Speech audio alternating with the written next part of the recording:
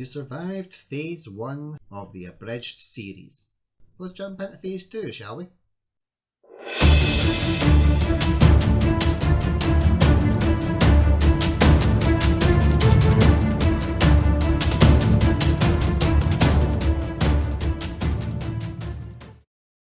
Welcome back to Super Ginge, my friends. Well, first of all, if you haven't seen Phase 1 of the Abridged series, link will be somewhere up here for you to go and watch it first. It just looks like a really weird 70s dance, doesn't it, when I do that? So we're going to jump into Phase 2 of the Abridged versions of the Infinity Saga. We'll follow the same premise as the first video. I'll pick movies from Phase 2, give a brief synopsis, any new characters, spoiler heavy storyline. You guys know the gist. So, let's jump into it. Iron Man 3. Tony Stark has PTSD. Which is understandable when you send a nuke into space and almost die. But the last I checked, PTSD doesn't mean you give a terrorist your home address and not expect it to be bombed. Which is precisely what he does to Ben Kingsley's The Mandarin. Or is he? You find out that Ben Kingsley's Mandarin isn't actually the Mandarin. My name's Trevor Slattery, I'm an actor. If anyone took offence by that accent, I deeply apologise. Turns out the Mandarin is actually some nerd that Tony Stark skipped out in a meeting one time when he was still the douchebag philanthropist. This leads to a showdown between Tony Stark and this Mandarin, the multiple Iron Man suits that he has made. Oh yeah, and there's Gwyneth Paltrow in yoga pants beating the crap out someone. Oh yeah, and then he gets an operation that fixes the arc reactor problem in his heart. Bit of a redundant move now because at the time Robert Downey Jr. wasn't sure if he was going to carry on playing Iron Man, and this was a way to tie it up.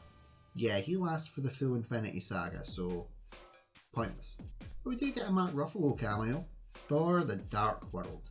Thor's going around all the planets beating up evil people, but he still misses Jane Foster.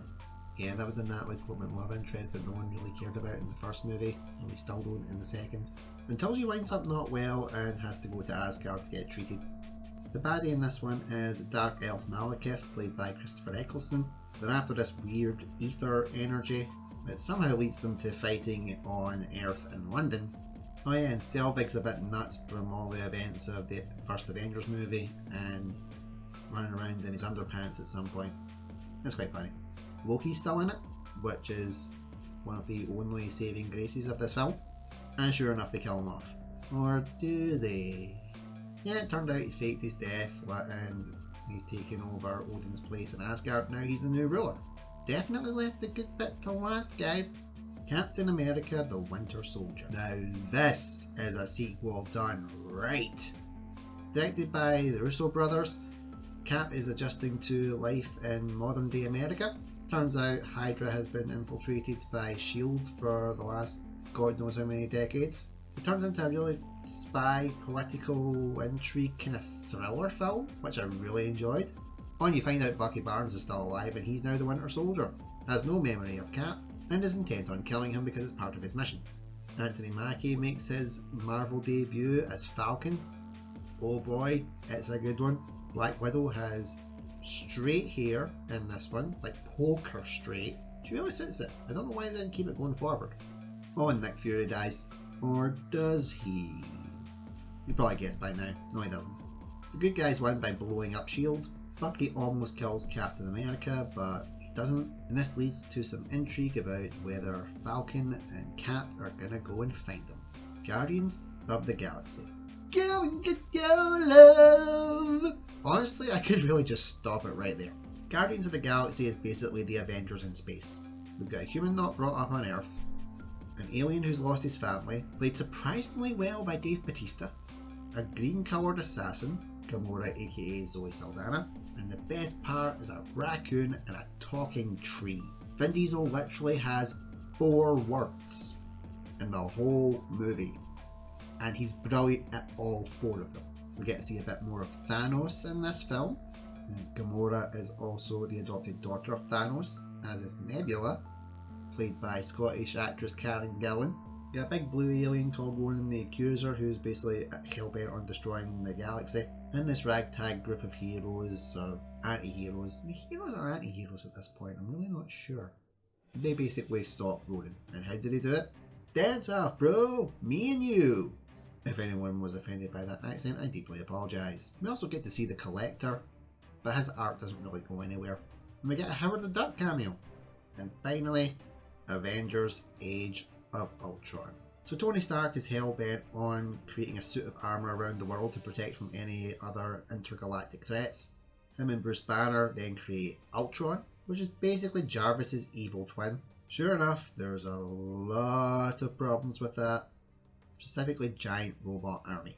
We also get introduced to Wanda Maximoff and Quicksilver as well. No point in mentioning his full name because he dies. You also get a bit more of Jeremy Renner's Hawkeye in Avengers Age of Ultron. Much more than you did in the actual Avengers. He's fleshed out more and he's actually got a decent life. And the whole Natasha Romanoff Bruce Banner romance that seemed to be developing gets completely shot dead. Because it's Joss Whedon, he doesn't like anyone to be happy. And Thor has some electroshock therapy bath that he sees visions of Asgard falling. And then Stark creates Vision. Big Avengers battle in Sokovia. Consequences of that battle will come in Phase 3. Oh, and Hulk flies away in a big ship because he got infected with Scarlet Witch's red mist, went totally nuts and almost killed everyone. But we'll get to the ramifications of that again in Phase 3. That's the abridged version of Phase 2, everybody. Out of 5 films, I genuinely only enjoyed 2 of them. But don't worry, Phase 3 brings us a lot of joy going forward. Until next time, I'm Super, I'm Ginger, and I'm out of here. Bye bye.